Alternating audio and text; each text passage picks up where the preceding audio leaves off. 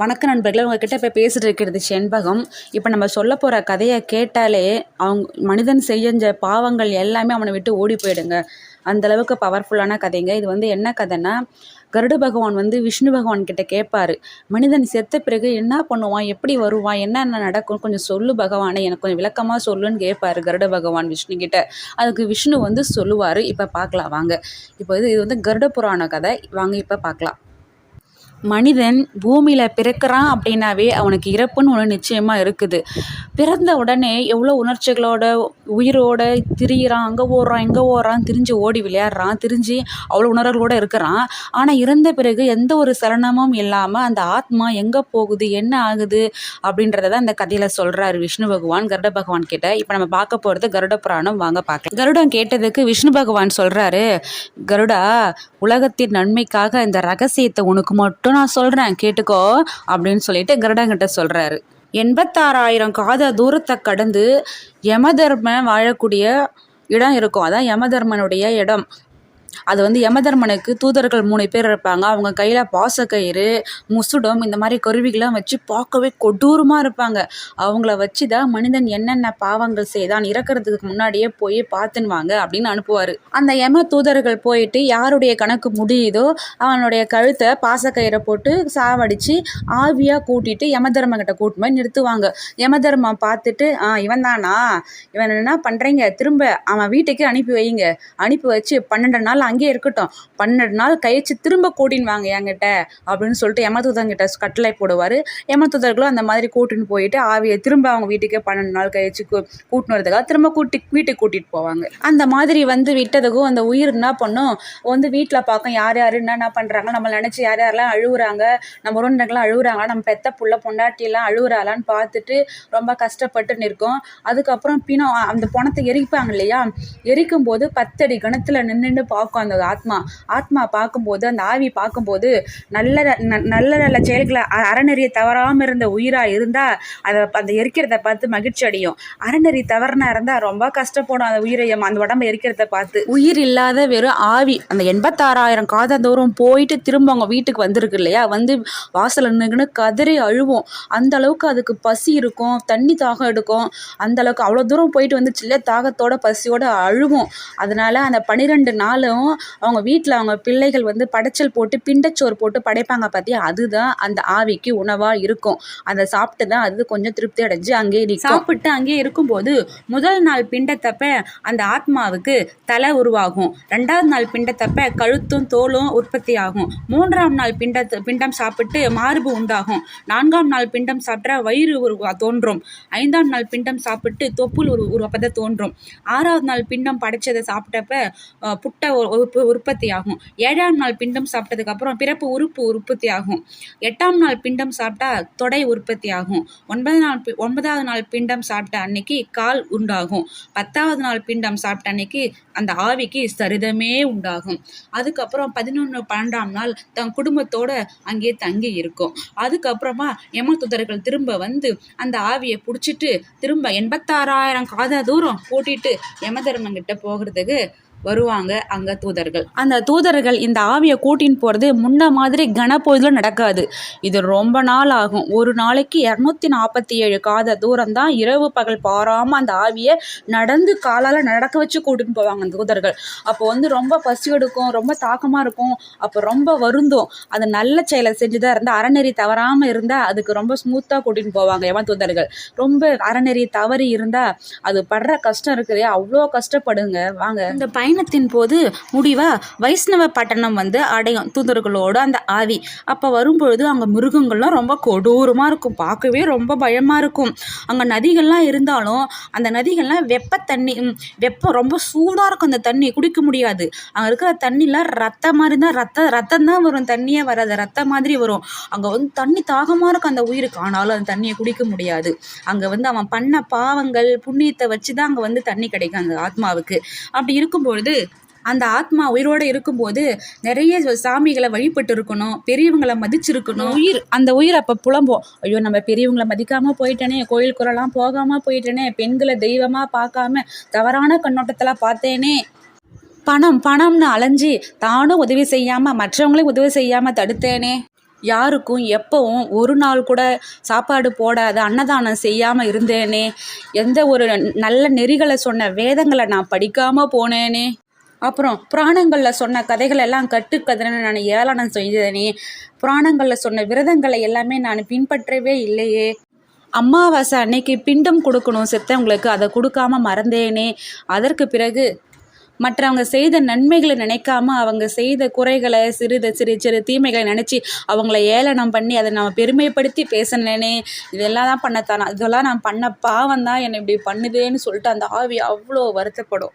இந்த ஆவி அழுவுமா. இதை பார்த்துக்கிட்டு இருக்கிற அந்த யம தூதர்கள், என்னடா கண் கெட்ட பிறகு சூரிய நமஸ்காரம், உயிரோடு இருக்கும்போது நீ இதெல்லாம் செஞ்சுருக்கணும், இதெல்லாம் செய்யாமல் நீ விட்டு பாவங்கள் நிறைய செஞ்சுட்டு வந்துட்ட போடாங்க அப்படின்னு சொல்லிட்டு அவங்க யமதூதர்கள்ட்ட இருக்கிற அந்த கருவிகளை வச்சு அவங்கள அந்த ஆவிகளை அடித்து துன்புறுத்தி வாடா போகலாம் அப்படின்னு சொல்லிட்டு கூட்டிகிட்டு போவாங்களாம் யமதூதர்கள். இந்த மாதிரி பிண்ட சோர்த்தை வச்சு உருவடைஞ்ச அந்த ஆத்மாவை இந்த யமதூதர்கள் ரொம்ப கடுமை பண்ணி ரொம்ப கடுமையான வழியில் அந்த ஆவியை இழுத்துன்னு போவாங்களாம், கூட்டிகிட்டு போவாங்களாம். அந்த மாதிரி 17 நாள் கூட்டின்னு போய் 18ஆவது நாள் என்ன பண்ணுவாங்களாம், யாமியம் அப்படின்ற நகரத்தில் கூட்டின்னு போயிட்டு புஷ்பபத்திரம் அப்படின்ற ஒரு நதிக்கரையில் அத்தி மரம்னு ஒன்று இருக்குமா, அந்த அத்தி மரத்துக்கு கீழே இந்த ஆவியை கொஞ்ச நேரம் ரெஸ்ட் எடு போ அப்படின்னு சொல்லி விடுவாங்களாம்.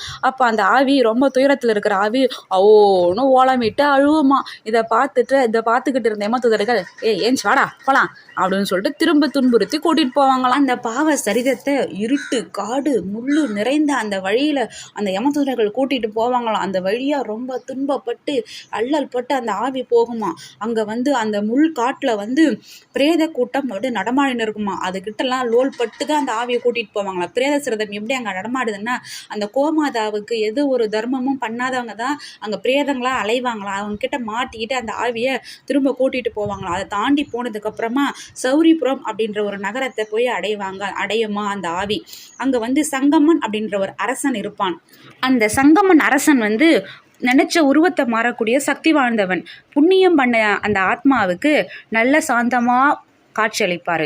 அதே பாவம் பண்ண ஆத்மாவுக்கு ரொம்ப பார்க்கவே கொடூரமாக காட்சியளிப்பார். அதை பார்த்து பயந்து அந்த ஆத்மா அங்கே இருந்து அதுக்கப்புறமா அதை தாண்டி வர்றதுக்காக அவங்க மகன் வீட்டில் முதல் மாதம் அமாவாசைக்கு படைக்கிறாரு இல்லையா பிண்ட சோறு, அந்த பிண்ட சோறை சாப்பிட்டுட்டு அதுக்கப்புறம் கடக்க ஆரம்பிக்கும்.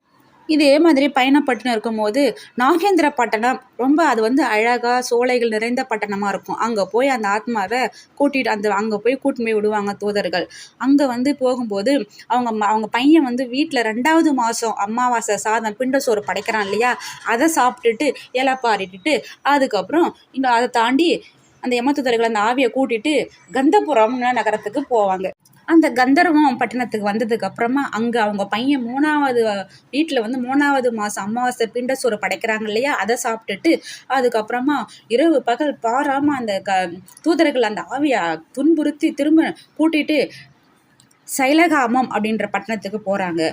அங்கே போனதும் கற்களால் அந்த தூதர்கள் என்ன பண்ணுறாங்க, அந்த ஆவி மேலே கல்லு மழையை கற்களால் மழை மாதிரி தூவுறாங்க. மழை மாதிரி அந்த ஆவி மேலே தூவுறாங்க. அந்த வழிலாம் தாங்கிக்கின்னு அழுதுக்குன்னு அந்த ஆவி இருக்குது. அப்போ அவங்க மகன் வீட்டில் 4வது மாதம் அமாவாசை படைக்கிற பிண்ட சோறை சாப்பிட்டுட்டு அதுக்கப்புறமா அதை தாண்டி அந்த பயணம் போயிட்டு இருக்கும்போது குருசபுரம் அப்படின்ற பட்டணத்துக்கு போய் சேர்றாங்க. அந்த தூதர்கள் அந்த ஆவியை கூட்டிகிட்டு போகுது. அங்கே 5வது மாதம் பிண்ட சோறு அவங்க பையன் படைக்கிற பிண்ட சோத்தை சாப்பிட்டு அதுக்கப்புறம் அந்த பயணம் கொஞ்சம் கூட ரெஸ்ட் எடுக்க விடாமல் துன்புறுத்தி திரும்ப அந்த பயணம் போயிட்டே இருக்குது. அதுக்கப்புறமா 6வது மாதம் பிண்ட சோறு சாப்பிட்றதுக்கு கிரௌதகம் அப்படின்ற ஒரு பட்டணத்தை போய் சேர்றாங்க. அந்த கிரௌதகம் அப்படின்ற அந்த பட்டணத்துக்கு போனதும் அங்கே 6வது மாத பிண்ட சோறு அவங்க பையன் படைக்கிறத சாப்பிட்டு அங்கேருந்து திரும்ப நகர்ந்து போயின்னே இருப்பாங்க. பயணம் நடந்துட்டு இருக்கும். அதுக்கப்புறம் யமதர்மனுடைய தம்பி விசித்திரநாதன் அவன் இருக்கிற இடத்துக்கு அந்த ஆவியை அந்த தூதர்கள் கூட்டிகிட்டு போவாங்க. அங்கே ரொம்ப கொடுமை பண்ணுவாங்க. அதுக்கப்புறம் சித்திர நகரம் அவன் தம்பி இருக்கிற இடம் தான் யமதர்மனுடைய தம்பி இருக்கிற நகரம் தான் சித்திர நகரம். அங்கே போய் அல்லல் பட்டு துன்பப்பட்டு திரும்ப அந்த பயணம் மேற்கொண்டு அது வைதரணி நதியை அடையும். அந்த வைதரணி நதி 100 யோசனை காத நீளம் இருக்கும். அங்கே தண்ணி நல்ல தண்ணியே இருக்காது. மலம் சிறுநீர் ரத்தம் சீவு அந்த மாதிரி நிறைய இருக்கும். அங்கே கொடூர மிருகங்கள்லாம் இருக்கும். அவ்வளோ கொடுமையான இடம் அந்த இடம். அப்படி இருக்கக்கூடிய அந்த வைதரணி நதியில் 10,000 படகோட்டிகள் கொடூர உருவத்தோடு நின்றுட்டு இருப்பாங்களாம். அவங்க என்ன பண்ணுவாங்க, அந்த ஆவியை பார்த்துட்டு, ஆவி, நீ உயிரோடு இருக்கும்போது பசுதானம் செஞ்சியாடா? பசுதானமே செய்யலையா? நீ பசுதானம் செஞ்சுருந்தா அங்கே வந்து ஒரு பசு நின்று இருக்கும்.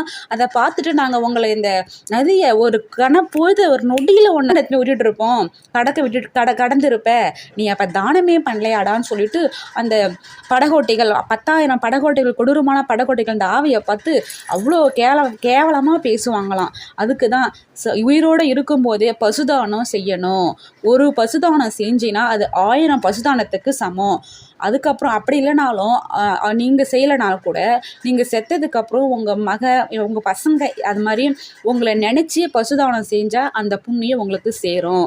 அப்படி இந்த பசுதானம் செய்யாதவங்க இந்த வைதரணி நதியிலே கடந்து பல வருடக்கணக்கு அந்த நதி உள்ளே கடந்து துன்பப்பட்டிருந்தா கிடக்கணும். அந்த ஆவி அந்த நதியை தாண்டி போக முடியாது அப்படின்னு அங்கே சொல்கிறாங்க அந்த படகோட்டி, கொடூரமான படகோட்டிகள். அடுத்து அது 7வது மாதமாக இருக்கும்போது அந்த பிண்டை வந்து இவங்க மகன் வந்து இங்கே படைக்கும்போது அதை சாப்பிட வரும்போது அந்த ஆவி அங்கே இருக்கிற அந்த பிசாசுக்கள் இந்த ஆவியை பார்த்து, மூடனே, நீ உயிரோடு இருக்கும்போது பசின்னு வந்தவங்களுக்கு சாப்பாடு போட்டு அன்னதானம் வயிற்று பசி ஆட்டுறனையா, அன்னதானம் செஞ்சியா, இப்போ மட்டும் வந்து சாப்பிட வர போடா அப்படின்னு சொல்லிட்டு அந்த பிசாசுக்கள் அந்த சாப்பாட்டை பிடுங்கி சாப்பிட்டுக்கும். அங்கே சாப்பாடு இல்லாமல் தவிக்கணும். அதுக்கு தான் உயிரோடு இருக்கும்போது தங்களால் இயன்ற அன்னதானம் செய்யணும். அப்படி செய்யலைனாலும் பரவாயில்ல, அவங்க இறந்ததுக்கப்புறம் அவங்க இறந்த 7வது மாதம் அவங்கள நினச்சி அவங்க மகள்கள் யாருன்னா அவங்க பேரில் அன்னதானம் செஞ்சால் அவங்களுக்கு அந்த 7வது மாதம் அங்கே சாப்பாடு கிடைக்கும்.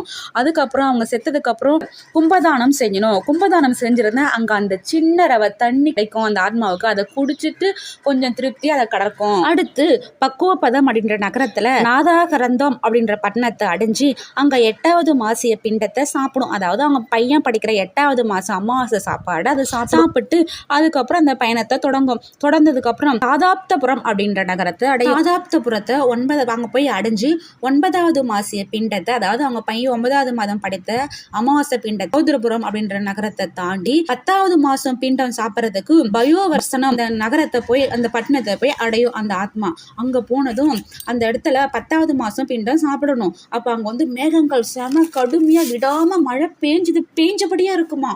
அதனால் அங்கே ரொம்ப குளிராக இருக்கும். அங்கே போன அந்த ஆத்மா அந்த ஆவி ரொம்ப குளிரில் அப்படியே வதையணும். அப்போ சொல்லுவாங்க, நீ வந்து உயிரோடு இருக்கும்போது அந்த போர்வை, இந்த துணிதானம், போர்வை, குளிரில் வந்தவங்களுக்கு அவங்களுக்கு அடைக்கலம் கொடுக்குறது, இந்த மாதிரி நீ புண்ணியெல்லாம் பண்ணியிருந்தீன்னா இந்த இடத்த நீ கடக்கிறதுக்கு ஈஸியாக இருக்கும். இல்லைன்னா அங்கேயே நீ தவிச்சு அங்கேயே சில நாட்கள் பல வருடங்கள் அந்த இடத்த விட்டு நகரத்துக்கு உன்னால முடியாது. அதனால் உயிரோடு இருக்கும்போது இந்த தானங்கள் செய்யணும்னு சொல்லுவாங்க. அடுத்து 11வது மாதம் பிண்டம் சாப்பிட்டுட்டு 11வது மாதத்தை கடந்து அதுக்கப்புறம் 15வது நாள் சீதபுரம் அப்படின்ற நகரை அடையும். அதை அடைஞ்சு அதுக்கப்புறமா 44 யோசனை தூரமுடைய வைஷ்ணவப்பட்டினம் அங்கே வந்து சேரும். அதுதான் யமபுரி, யமன் ஆட்சி செய்யக்கூடிய இடம். அந்த யமபுரி 144 அடி தூரம் அகலம் இருக்கும். அங்கே வந்து கந்தர்வர்கள், அப்சரர்கள்லாம் வாழ்வாங்க. 84,000 பிராணிகள் அந்த இடத்துல வாழும். இவன் என்னென்ன பாவம் பண்ணுச்சு, என்னென்ன புண்ணியம் பண்ணுச்சுன்னு யமதர்ம ராஜாவுக்கு சொல்றதுக்காக அங்கே 12 சிறுவனர்கள் அங்கே இருப்பாங்க. அங்கே இருக்கக்கூடிய 12 சிறுவனர்களை நீ உயிரோடு இருக்கும் போது வணங்கி வந்திருந்தேன்னா அவங்க புண்ணிய கணக்கு வச்சிருப்பாங்க. அந்த புண்ணிய கணக்கை வச்சு யமதர்மங்கிட்ட புண்ணியத்தை பற்றி நிறைய சொல்லுவாங்க. கருடன் கிட்ட விஷ்ணு பகவான் சொல்லுவார். அப்போ கருடனுக்கு ஒரு டவுட் வரும், அந்த சிறுவனர்கள்னா யார், அவங்கள நம்ம ஏன் வணங்கணும், அவங்க ஏன் புண்ணிய கணக்கு எப்படி எழுதுவாங்க, அவன் எப்படி இதை யமதர்மக்கு சொல்லுவாங்க, இதை கொஞ்சம் சொல்லுங்களேன் அந்த தெய்வமே விஷ்ணு பகவானே அப்படின்னு சொல்லிட்டு கருட பகவான் சொல்லுவாங்க. சரி, உனக்காக இதை சொல்கிறேன் கருடா, அந்த 12 சிறுவர்களுடைய கதையை இப்போ சொல்கிறேன் கேளு அப்படின்னு சொல்கிறேன். கருடா, நான் ஊழிய காலத்தில் அங்கே கடலில் பள்ளி கொண்டு இருக்கும்போது தேவர்களை எல்லாம் வைத்து பள்ளி கொண்டிருந்தேன். அப்போ என்னுடைய உந்தி கமலத்திலிருந்து பிரம்மன் தோன்றினார். பிரம்மன் தோன்றினதும் அந்த பிரம்மதவம் இருந்து உயிர்களை எல்லாம் படைக்கும் சக்தியை பெற்றார். அப்போ இருக்கும்போது சூரியன், செடி, மரம், கொடி இது எல்லாத்தையும் மனிதர்களை எல்லாத்தையும் படைச்சிட்டு இருக்கும்போது அப்பதான் யமதர்மனையும் படைச்சாரு. அந்த பிரம்மனுடைய கட்டளைப்படி எல்லா தேவர்களும் அவங்க பணியை செஞ்சாங்க. அப்ப யமதர்மன் அந்த பிரம்மன் கட்டளைப்படியே இவரும் அவர் பணியை செய்ய ஆரம்பிச்சதுக்கு அப்புறம் உயிர்களை பாவங்களை எல்லாம் எடுக்கிற பணி யமதர்மனுக்கு. அப்படி இருக்கும்போது அந்த உயிர்கள் வந்து எவ்வளோ பாவம் பண்ணாங்க, எவ்வளோ புண்ணியம் பண்ணாங்க, நான் கணக்கை அக்யூரேட்டாக என்னால் எடுக்க முடியலையேன்னு சொல்லிட்டு ஃபீல் பண்ணிட்டு திரும்ப பிரம்மங்கிட்ட வந்து கேட்குறாரு, நான்முக கடவுளே, நான் எவ்வளவோ முயற்சி பண்ணேன், என்னால் அந்த கணக்குகளை பாவ புண்ணிய கணக்குகளை கரெக்டாக என்னால் கணக்கு பண்ணி அவங்களுக்கு தண்டனையும் புண்ணியத்தையும் என்னால் அழிக்க முடியல, அதுக்கு ஏதாவது எனக்கு உதவி பண்ணுங்க அப்படின்னு உடனே சரி நில்ல யமதர்மா அப்படின்னு சொல்லிட்டு அந்த பிரம்மா என்ன பண்ணுறாரு, ஒரு தர்பையை எடுத்து இப்படி வீசுறாரு. வீசின உடனே அந்த தர்பையிலிருந்து 12 அழகிய கண்களை உடைய மேனிகளுடைய 12 உருவங்கள் பிறக்குது. அதுதான் அந்த சிரவணர்கள். அந்த தர்பை பேர் தான் சிரவணர்கள் தர்பிலிருந்து தோன்றியதால அந்த 12 பேருக்கு சிரவணர்கள் சொல்லிட்டு பேரு. இவங்க வந்து மனிதர்கள் பண்ணக்கூடிய ஒரு அசைவையும் பாவ புண்ணிய கணக்கை கரெக்டாக கணக்கு போட்டிருப்பாங்க அப்படின்னு சொல்றாரு. இந்த 12 சிறுவனர்களும் நீங்க யமதர்மன் கூடயே போங்க, அவனுக்கு உதவி பண்ணுங்க, கணக்கெல்லாம் சொல்லுங்கன்னு சொல்லிட்டு அனுப்பி வைப்பாரு. அதே மாதிரி யமதர்மன் கூட அது 12 சிறுவர்களும் போவாங்க. மனிதர்கள் பண்ணக்கூடிய பாவ புண்ணிய கணக்குகளை யமதர்மங்கிட்ட சொல்லுவாங்க.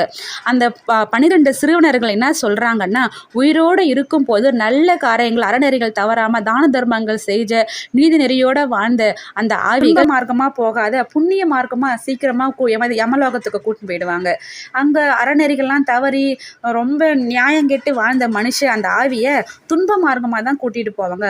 அதனால தான் அந்த 12 சிறுவர்கள் ஞான மார்க்கமாக என்ன சொல்கிறாங்க மனிதர்களுக்குன்னா, உயிரோடு இருக்கும்போது ஏழை மக்களுக்கு சான்றோர்களுக்கு துணி போர்வை சாப்பாடு இந்த மாதிரி நகை ஏதோ தன்னால் முடிஞ்ச தான தர்மங்கள் செஞ்சவங்களை தேவ விமானத்து மூலயமா யமலோகத்தை யமபுரியை வந்து அடைவாங்க அப்படின்னு சொல்கிறாங்க. மகான்களுக்கும் பெரியவங்களுக்கும் அவங்க விரும்பியபடியே தானம் செஞ்ச அந்த ஆன்மா குதிரை மேலே ஏறி யமபுரியை வந்து சீக்கிரமாக வந்து சேருவாங்க அப்படின்னு சொல்கிறாங்க. அடுத்து புராணங்கள் மீது ஈர்ப்பு கொண்டு எல்லாத்தையும் துறந்து முற்றும் துறந்த துறவியா எதை மேலேயும் ஆசை இல்லாமல் புராண கதைகளை விரும்பி படித்து சாமி எந்தமும் சாமியை நினச்சி கும்பிட்டு நாணியாக இருக்கிறாங்க, அப்போ துறவியாக இருக்கிறாங்க பாரு, அந்த ஆன்மா வந்து அன்னரதம், அந்த ரதத்தில் வந்து அழகாக ஸ்மூத்தாக வந்து யமபுரியை வந்து அடைவாங்க. இந்த 3 புண்ணியங்களை தானங்களை செய்யாத அந்த ஆன்மா அந்த ஜென்மங்கள் அந்த ஜனனம் என்ன பண்ணோம், அந்த ஆவி என்ன பண்ணோம்னா கால்நடையாக தான் துன்பப்பட்டு முள் கல் கரடு முரடு இப்போ நம்ம பார்த்தோம் இல்லையா, அதன் வழியாக எல்லாம் துன்பப்பட்டு மழை காற்று அதிலெல்லாம் சிக்கி அதுக்கப்புறம் தான் வர முடியும். அப்புறம் அந்த ஆன்மா வர வழியில் அந்த தலையில் இருக்கக்கூடிய மணல்லாம் நெருப்பு மாதிரி கொதிக்கும், அதில் தான் நடந்து வரணும், அவ்வளோ துன்பப்படும். அதுக்கு பிறகு இங்கே வந்து உயிரோடு இருக்கும்போது நிறைய புண்ணியங்களை செய்யணும், பாவங்களை செய்யக்கூடாது. இந்த 12 சிறு வணங்கினோம்னா இவன் பரவாயில்லப்ப நல்லதை தான் செஞ்சாரு அப்படின்னு சொல்லிட்டு நம்ம ரெக்கமெண்ட் பண்ணி நல்ல அங்கே சொகுசாக வாழலாம். இவர்களை எப்படி வணங்கணும் அப்படின்னு பார்த்தோன்னா 12 சொம்பு இருக்கு இல்லையா, கலசம், அதில் தேங்காய் வச்சு 12 சிறு அவங்கள பேரை சொல்லி வணங்கினோம்னா நமக்கு வந்து இவங்க ரெக்வஸ்ட் பண்ணி சொல்லுவாங்க யமதர்மன்கிட்ட.